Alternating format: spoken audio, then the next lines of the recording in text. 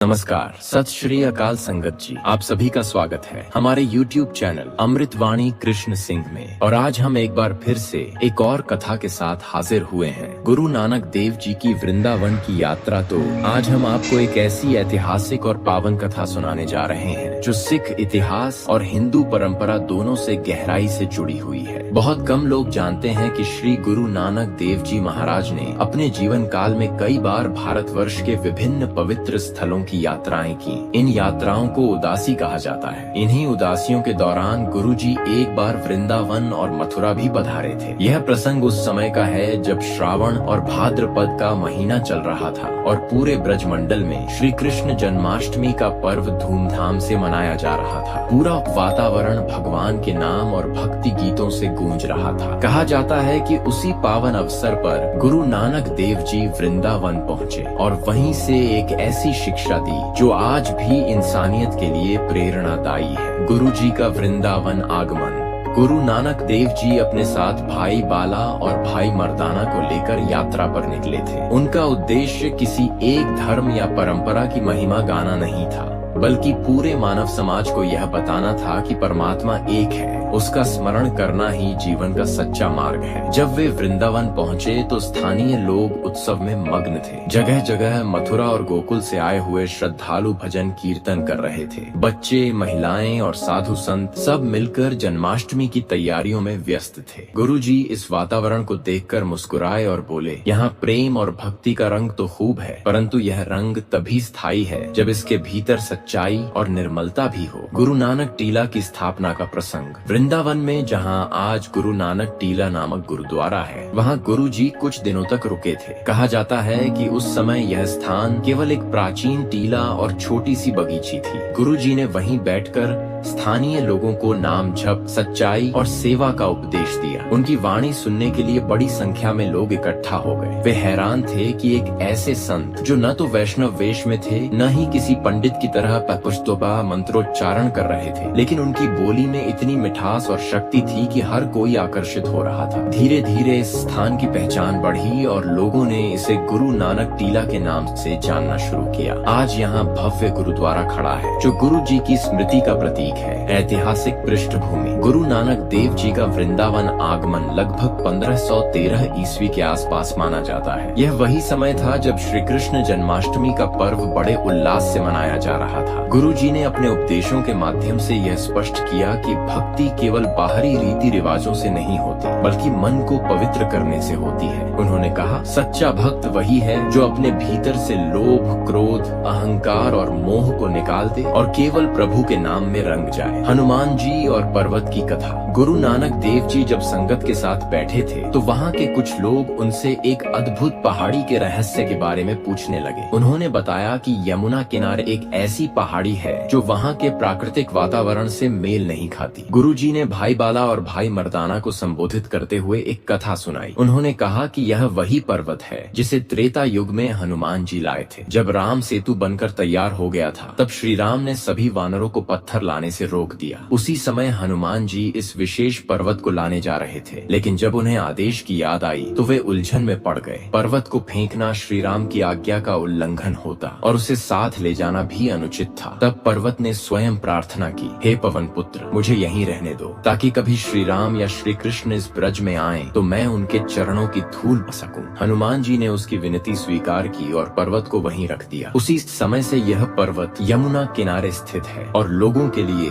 आस्था का केंद्र बना हुआ है। उत्सव का दृश्य और गुरु जी का उपदेश। जन्माष्टमी के दिन चारों ओर उल्लास का माहौल था। नृत्य, गान, भजन और पूजा हो रही थी, किंतु गुरु नानक देव जी ने देखा कि अनेक लोग केवल बाहरी दिखावे में उलझे हुए हैं। कई लोग भक्ति करते हुए भी मन में अहंकार, लोभ और वासना रखते हैं। तब गुरु जी ने सबको समझाया कि सच्चा त्योहार वही है जिसमें आत्मा पवित्र हो और मनुष्य दूसरों के कल्याण के लिए जिए। भक्ति केवल गीत गाने से नहीं होती, बल्कि अपने आचरण को सुधारने से होती है। गुरु जी ने वहीं पर राग रामकली में शब्द गाकर यह सिखाया कि मनुष्य को सच्चे नाम का ध्यान करना चाहिए। उनके शब्दों ने वहाँ उपस्थित विद्वानों और सामान्य जनों दोनों को गहराई से प्रभावित किया। युगों की व्याख्या। गुरु नानक देव जी ने उपस्थित विद्वानों को यह भी बताया कि समय के साथ पाप और पुण्य की परिभाषा बदलती रही है। सतयुग में यदि एक व्यक्ति पाप करता था तो पूरा समाज पापी माना जाता था। त्रेता युग में पापी के नगर को दोषी ठहराया जाता था। द्वापर में पापी के परिवार को दूषित माना गया। लेकिन कलयुग में हर व्यक्ति अपने कर्मों का फल स्वयं भोगता है। उन्होंने कहा कि कलयुग में प्रभु का नाम स्मरण ही मनुष्य को पाप से बचा सकता है। कीर्तन, सत्संग और सेवा से ही जीवन सफल होता है। भाग 1 का समापन। इस प्रकार गुरु नानक देव जी ने वृंदावन में जन्माष्टमी के अवसर पर प्रेम, शांति और सच्ची भक्ति का संदेश दिया। उनके उपदेशों ने लोगों को यह सोचने पर मजबूर कर दिया कि क्या वे वास्तव में सच्चे भक्त हैं या केवल बाहरी आडंबर में फंसे हुए हैं। गुरु जी ने सभी को सिखाया कि धर्म का वास्तविक अर्थ है सच्चाई, सेवा और ईश्वर का नाम जपना। गुरु नानक देव जी की शिक्षाएं और समाज को दिया संदेश। वृंदावन प्रवास के दौरान गुरु नानक देव जी ने केवल धार्मिक उपदेश ही नहीं दिए,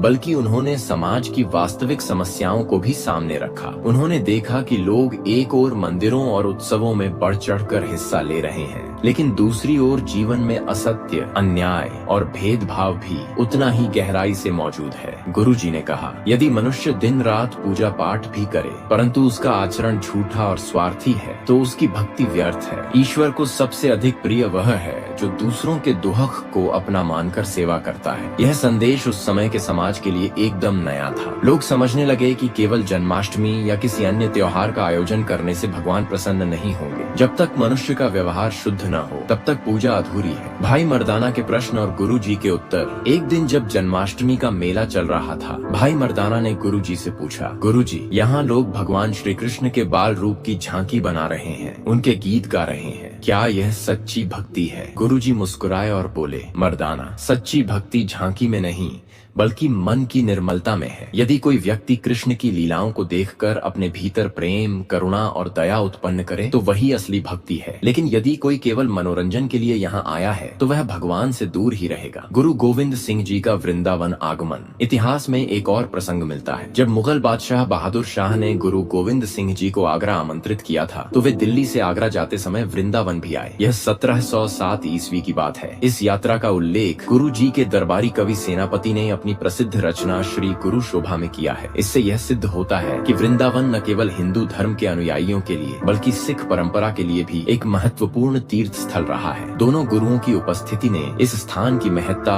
और भी बढ़ा दी। गुरु नानक टीला गुरुद्वारे का इतिहास। समय के साथ इस स्थान को संगत ने गुरु नानक टीला के नाम से पुकारना शुरू कर दिया। 2015 में यहाँ एक विशाल और भव्य गुरुद्वारा बनकर तैयार हुआ। आज यह स्थान न केवल सिख श्रद्धालुओं के लिए बल्कि हर धर्म और संप्रदाय के लोगों के लिए बढ़ता आस्था का केंद्र बन चुका है। गुरुद्वारे में प्रतिदिन कीर्तन होता है, संगत इकट्ठा होती है और गुरु जी की शिक्षाओं का प्रचार किया जाता है। शिरोमणि गुरुद्वारा प्रबंधक कमेटी (SGPC) अमृतसर द्वारा इस स्थान का संचालन किया जाता है। गुरु जी द्वारा बताई युगों की व्याख्या और विस्तार से। गुरु नानक देव जी ने जन्माष्टमी के अवसर पर लोगों को चारों युगों की विशेषताओं के बारे में विस्तार से समझाया। उन्होंने कहा, सतयुग उस युग में धर्म का आधार सच्चाई था। यदि एक व्यक्ति भी अधर्म करता तो पूरा समाज पापी कहलाता था। त्रेता युग रामायण काल में अधर्म बढ़ा, अब पापी के नगर को दोषी माना जाने लगा। पर श्री कृष्ण के समय में अधर्म और आगे बढ़ा। अब यदि एक व्यक्ति पाप करता था तो उसका परिवार दूषित समझा जाता था। कलयुग आज का युग सबसे कठिन है। यहाँ हर व्यक्ति अपने कर्मों का फल स्वयं भोगता है। फिर गुरुजी ने कहा, लेकिन इस युग की सबसे बड़ी विशेषता ये है कि नाम जप और कीर्तन से मनुष्य सभी दुखों से मुक्त हो सकता है। यदि इंसान पूरे मन से हरि का स्मरण करे तो कलयुग भी उसके लिए वरदान बन सकता है। संतों और पंडितों से संवाद। जन्माष्टमी के अवसर पर कई विद्वान और साधु भी वृंदावन आए थे। वे अपने अपने ढंग से शास्त्रों की व्याख्या कर रहे थे। जब उन्होंने गुरु नानक देव जी की वाणी सुनी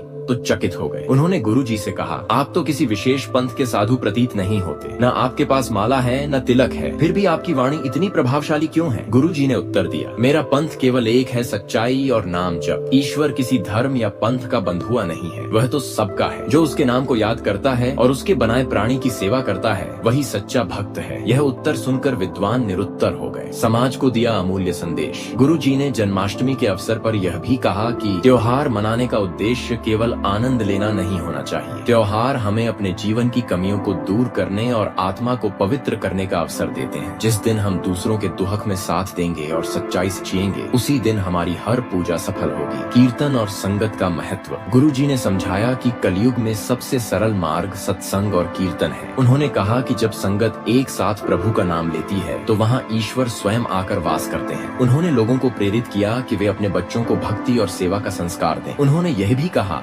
कि शिक्षा तभी सार्थक है जब वह इंसान को विनम्र और करुणामयी बनाए। कथा का आध्यात्मिक निष्कर्ष। गुरु नानक देव जी का वृंदावन प्रवास केवल एक ऐतिहासिक घटना नहीं बल्कि एक आध्यात्मिक संदेश है। जन्माष्टमी के दिन उन्होंने यह सिद्ध किया कि सभी धर्म और संप्रदाय अलग अलग दिख सकते हैं, परंतु उनका मूल उद्देश्य एक ही है, मानव को ईश्वर से जोड़ना। उन्होंने कहा कि भगवान श्री राम हो या श्री कृष्ण, वे सभी उसी एक परमात्मा के अवतार हैं और वही परमात्मा आज भी हर प्राणी के भीतर विद्यमान है। यदि मनुष्य अपने भीतर उसे ढूंढ ले तो उसका जीवन सफल हो जाएगा। का समापन। इस प्रकार गुरु नानक देव जी ने वृंदावन और मथुरा की यात्रा के दौरान जन्माष्टमी पर्व को नया दृष्टिकोण दिया। उन्होंने लोगों को बताया कि भक्ति केवल उत्सव, गीत या झांकी तक सीमित नहीं है। असली भक्ति है नाम जप, सेवा और दूसरों के प्रति प्रेम। आज भी वृंदावन का गुरु नानक टीला साहिब उसी संदेश की गवाही देता है। लाखों श्रद्धालु वहां जाकर न केवल दर्शन करते हैं बल्कि अपने जीवन को सुधारने का संकल्प भी लेते हैं। तो दोस्तों, यह कहानी आपको कैसी लगी? अगर अच्छी लगी हो तो इस वीडियो को लाइक जरूर कर देना और साथ ही हमारे चैनल को सब्सक्राइब जरूर कर देना और बेल आइकन की घंटी को दबा देना ताकि आने वाली हर वीडियो का नोटिफिकेशन आपको मिल जाए। और हमसे कोई गलती हो गई हो तो हम आपसे माफी मांगते हैं और मिलते हैं आपको अगली वीडियो में एक और नई कहानी के साथ। धन्यवाद।